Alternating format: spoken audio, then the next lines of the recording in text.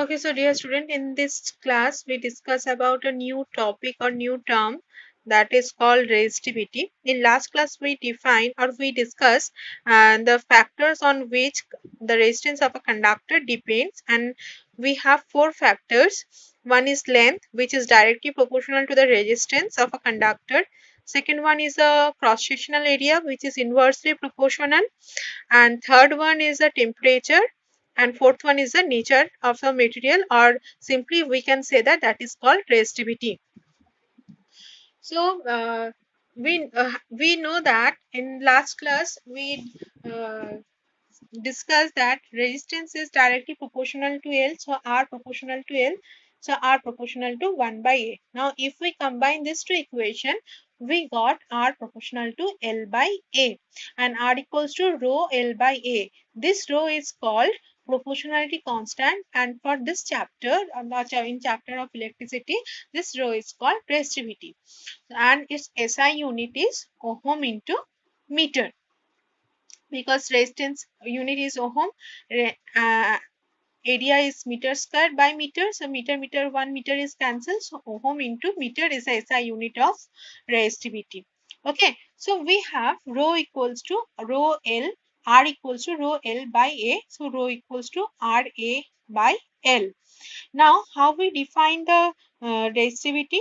The resistivity is equal to electrical resistance of wire of if that wire or that conductor having unit length and unit cross-sectional area at specified temperature. That means temperature must be constant. If temperature is constant, so whatever the length, if we if suppose you have a iron rod and a temperature is fixed, suppose 20 degrees Celsius temperature.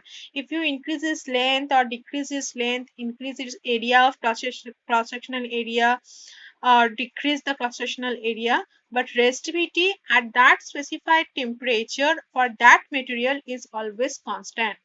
But now if we increase the temperature, resistivity of that material also be increases. So we can say that resistivity is the inherent property of the material, not the conductor, of that material.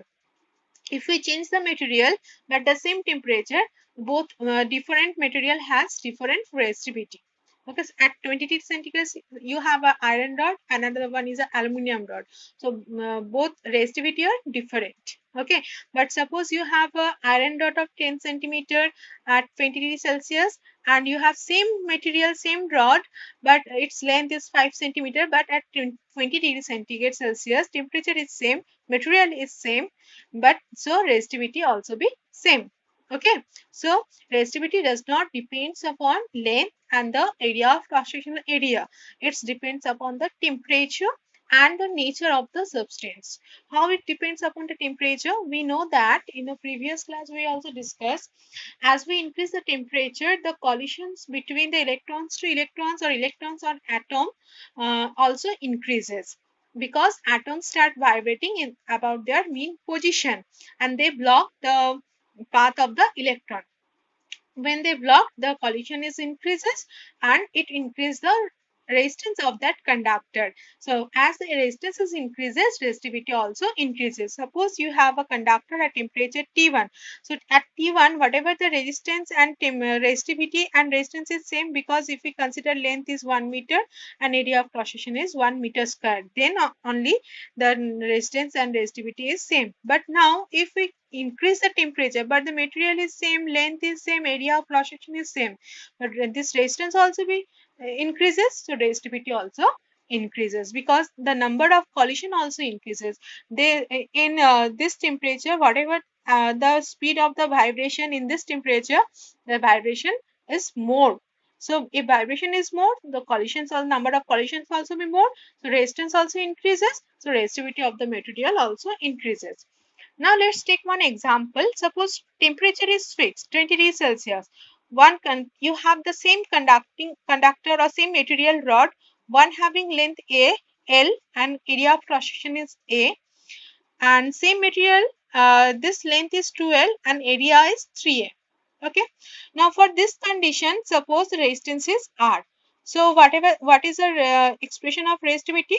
Rho equals to R into A by L. Okay. Now let's talk about second figure.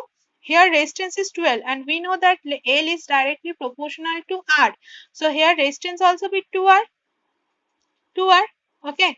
And here area of cross section is 3 times. So as area of cross section increases, resistance decreases. Decrease by 3. So what is the resistance of this conductor?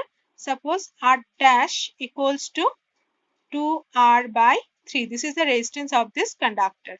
Now, if we calculate rho, rho equals to what is the formula? R dash A by L. Now, R dash means 2R by 3. A means here A is a 3A and L is 2L. Okay. So, if we see that 3 cancel, 2 cancel. So we have R into A by L. So you see that the length is double, area of cross section is 3 times of the previous one, but we kept temperature at fixed 20 degrees Celsius, suppose. But resistivity for both cases are same. That means resistivity depends upon the temperature and the nature of the substance. If we change this material, then its resistivity also changes. Okay. Now for metals and alloys, the range of resistivity is about 10 to the power minus 8 ohm meter to 10 to the power minus 6 ohm meter. It's a very low resistivity for metals and alloys. Okay, and resistivity for insulator, the range of the resistivity is 10 to the power 12 to 10 to the power 17 ohm meter. Ohm meter. It's a very high resistivity. You see that this is a minus 6 and this is a plus 17. So this is a very high resistivity. So insulator has high resistivity compared to the metals and alloys. Alloys means it is a one type of metallic conductor which is made with two or more metallic substances. Example, tungsten, nichrome. Tungsten is made up of copper and aluminium. Nichrome, copper, aluminium and nickel. Okay, these are the alloys.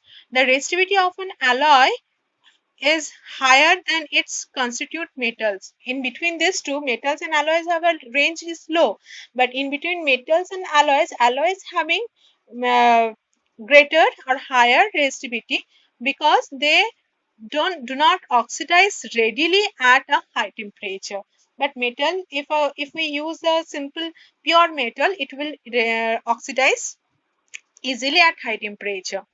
Okay. So for example, tungsten, this is for this is the reason that's why we use for the electric heating devices we use the alloys, not the pure metal.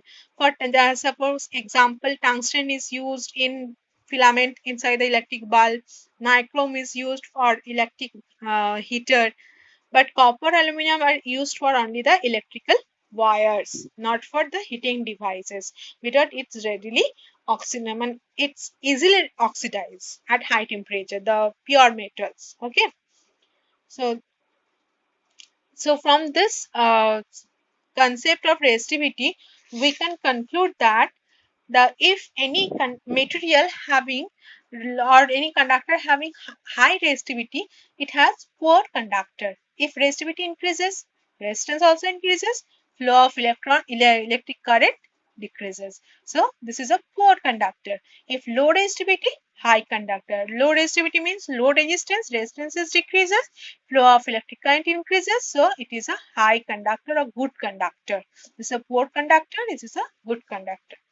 Now another one term, the reciprocal of resistivity is called electrical conductivity.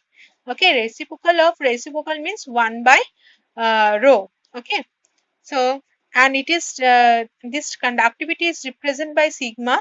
So sigma equals to, or you can write sigma equals to 1 by rho or rho equals to 1 by sigma. So reciprocal of resistivity is called electrical conductivity. So what is its SI unit? Its SI unit is Siemens per meter. Siemens is a scientist name.